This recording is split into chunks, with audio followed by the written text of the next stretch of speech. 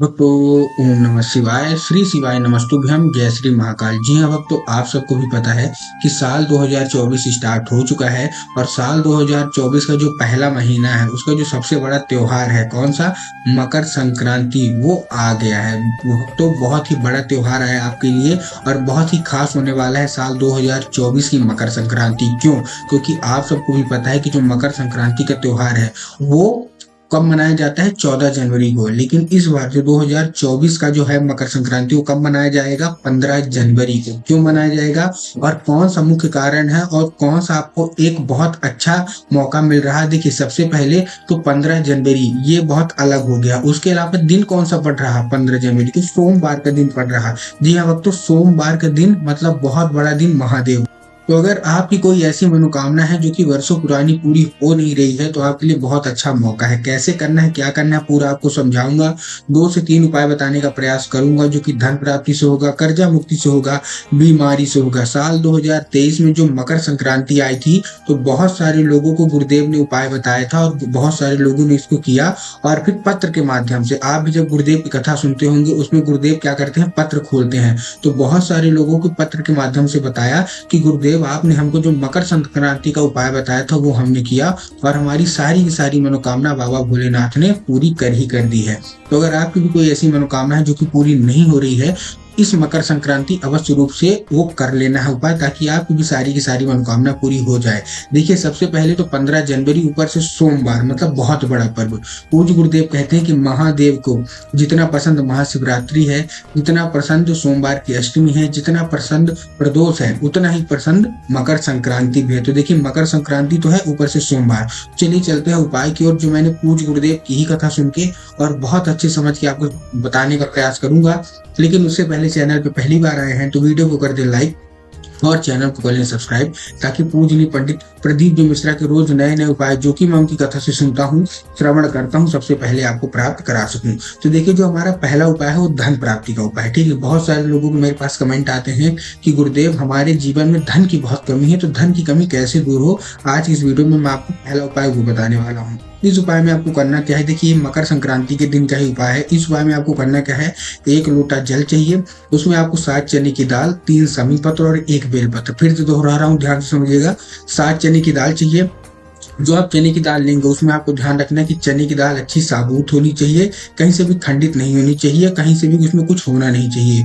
उसके बाद आप 3 समी पत्र ले रहे हो, वो भी आपको देखना है कहीं से मुरझाया हुआ नहीं होना चाहिए, अच्छा हरा होना चाहिए।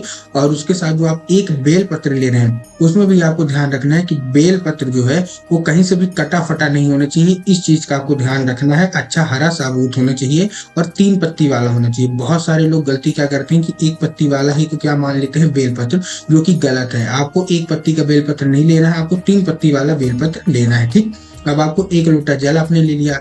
जब आप जल लेंगे तब भी आपको ध्यान रखना है कि जल कहाँ का होना चाहिए, आपके घर का होना चाहिए। आपको मंदिर परिसर का जल नहीं लेना, अपने घर का जल लेना है। ठीक, आपने ले लिया। अब आपको क्या करना है, 1 लोटे जल में 7 चने की दाल, 3 समी पत्र और 1 बेलपत्र सब डाल लेना और पहुंच जाना है कहाँ, शिव मंदिर। जैसे ही आप शिव मंदिर पहुंच गए, पहुंचे के बाद सबसे पहले आपको क्या करना है, दक्षिण दिशा में खड़े होना है। कहाँ खड़े होना है, दक्षिण की दिशा में। और दक्षिण की दिशा में खड़े होने के बाद आपको क्या करना है, जैसे आप दक्षिण दिशा में खड़े होंगे आपको उत्तर की ओर मुख कर लेना है। उत्तर की ओर मुख मतलब जिधर से जलाधारी का जल नीचे गिरता है ना, आपको उधर साइड क्या कर लेना है, मुख कर लेना है। उसके बाद आपको क्या करना है, महादेव को एक बहुत ही सुंदर सा नाम है, चंद्रमौली महादेव। कौन से महादेव, चंद्रमौली महादेव। तो आपको चंद्रमौली महादेव का स्मरण करके वो आपको 1 लोटा जल अर्पित कर देना और महादेव से आपके मन में जो कोई इच्छा होगी, जो कुछ भी आप महादेव से मांगना चाहते हैं, सारा का सारा आपको बोल देना है। पूज्य गुरुदेव कहते हैं कि मकर संक्रांति के दिन जो कोई व्यक्ति ये उपाय करता है तो सारी की सारी मनोकामना पूरी होती ही होती है। ठीक, और खासकर ये धन प्राप्ति का मैंने आपको उपाय बताया। अब जो हम अगला उपाय बताने जा रहे हैं ये मनोकामना पूर्ति का है। बहुत सारे लोगों की ऐसी मनोकामना है जो कि वर्षों पुरानी चली आ रही है और पूरी होने का नाम ही नहीं ले रही। तो आपको ये उपाय करना है।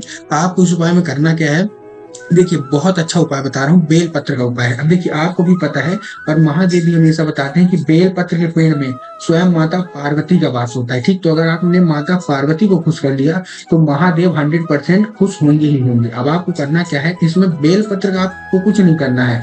आपको बेल के जो पेड़ है बेल का आपको फल लेना है, ठीक ना। बेल आप जानते हैं, जो बेल पत्र के पेड़ में लगती है बेल, आपको बेल का फल लेना है, उसको ले आना है। अब उसकी ऊपर की जो खोपड़ी है उसको हटा के अंदर का गुर्दा ले लेना है, मतलब जो गूजा होता है ना, वो आपको ले लेना है। लेने के बाद उसको क्या करना है, देखिए आपको एक चीज मैं और पहले बता दूं, आपको भी पता है महादेव को भस्म अर्पित होती है, ठीक। तो भस्म कहाँ से होती है, जैसे चिता की तो नहीं होती, बाकी कहीं की भी होती है। अगर आपने इसका कर दिया, मतलब बेल के जो फल है इसका भस्म अर्पित कर दिया, हम भस्म बनाने वाले हैं, जो कि मकर संक्रांति का बहुत बड़ा उपाय मैं आपको बता रहा हूँ, ठीक। आपको क्या करना है, आपने लाया और लाने के बाद उसका खोपड़ी निकाला, खोपड़ी निकालने के बाद अंदर जो गुर्दा होता है, जो गूजा होता है, ठीक, उसको लिया, सुखवा लिया। सुखवाने के बाद क्या, जैसे अंदर गीला रहेगा उसको सुखवा लिया, सुखवाने के बाद उसको क्या करना है, जलाना है, ठीक। अब वैसे तो आप सुखवा के भी पी सकते हैं, लेकिन वो भस्म तो बनेगी नहीं, वो पाउडर बन जाएगा। आपको उसमें भस्म तैयार करना है, ठीक। आपने गूजा लिया, उसको अच्छे से सुखवाया धूप में, उसके बाद उसको जला दिया। जलाने के बाद जब वो अच्छे से जल जाए, राख बन जाए, तो उसको आपको छान लेना है। अब वो क्या बन गई, अब वो बन गई भस्म। अब उसको लेके चुपचाप आप आ जाइए शिव जी के मंदिर पे, और शिवलिंग पे अपनी जो कोई भी इच्छा होगी, जो कोई भी मनोकामना होगी, क्या करना है, बोल के, जो कोई भी इच्छा मनोकामना है वो बोल के महादेव पे अर्पित कर देना है। कुछ गुरुदेव कहते हैं कि मकर संक्रांति के दिन जो कोई भी व्यक्ति ये उपाय करता है, महादेव बहुत ही ज्यादा उससे खुश हो जाते हैं। क्यों, क्योंकि पहली बात उसने भस्म अर्पित की, लेकिन किसकी भस्म अर्पित की, बेल के फल की, जहां स्वयं माता पार्वती का वास होता है। तो ये आपको अवश्य रूप से कर लेना है। अब जो हम अगला उपाय बताने वाले हैं वो धन प्राप्ति का उपाय है, फिर से, ठीक ना। ये बहुत अच्छा उपाय है धन प्राप्ति का, ठीक। अब आपको क्या करना है, इस उपाय में आपको लेना है कनेर का फूल, जो कि पीला कलर का होता है।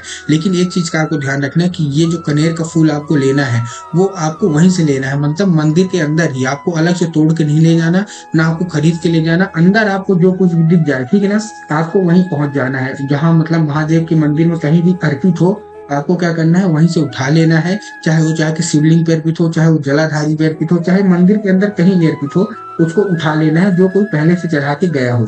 उठाने के बाद आपको क्या करना है, आपको उसको धो लेना है। अब धोने के बाद आपको उसको 5 जगह, कहाँ, 5 जगह आपको स्पर्श कराना है और लास्ट में रख देना है। देखिए, पहले स्पर्श कराना है, फिर रखना है। सबसे पहले आपको महादेव की शिवलिंग पे स्पर्श कराना है। उसके बाद जो हस्त कमल होता है माता पार्वती का, वहां आपको स्पर्श कराना है। गिनते जाइएगा 5 जगह, पहला अपने शिवलिंग पे, दूसरा माता पार्वती के हस्त कमल पे।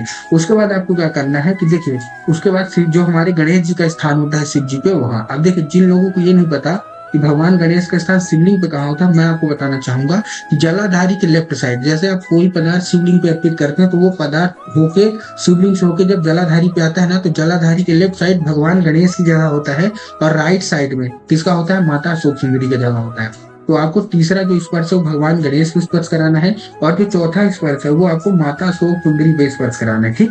4 जगह हो गई, पहला शिवलिंग हो गया, दूसरा हस्तकमल हो गया, तीसरा भगवान गणेश की जगह हो गई, चौथा माता अशोक सुंदरी की जगह हुई, पांचवा आपको जलाधारी को स्पर्श करा के रख देना है। पूज्य गुरुदेव कहते हैं जो कोई भी कनेर का फूल 5 जगह स्पर्श करा के रख देता है जलाधारी पे और अपनी मनोकामना मांगता है, बाबा अत्यंत प्रसन्न होते हैं। तो उम्मीद करता हूँ आज का उपाय आपको समझ में आ गया होगा। उपाय अच्छा लगा हो तो कमेंट बॉक्स में हर हर महादेव अवश्य रूप से लिख दें।